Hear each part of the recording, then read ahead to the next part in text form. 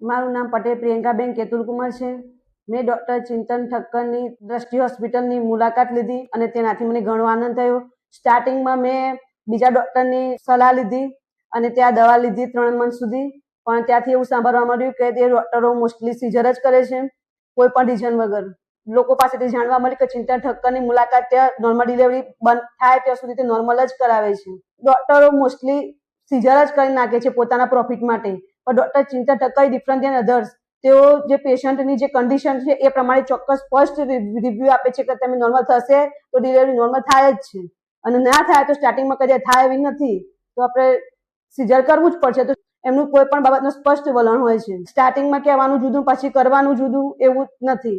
ડૉક્ટરનું nature અને સ્ટાફનું nature બહુ સરસ છે। એમાં મને સરસ એવી ટ્રીટમેન્ટ મળી, તેનાથી મને ખૂબ આનંદ થયો અને મને નોર્મલ ડિલિવરી થઈ એ માટે મારું ગામ આખું આશ્ચર્યચકિત છે કે પટેલની દીકરી જો નોર્મલ ડિલિવરી કરાવે, અને આ માટે હું ડૉક્ટર ચિંતન ઠક્કરનો ખૂબ ખૂબ આભાર માનું છું અને thank you all the member of the Drishti hospital.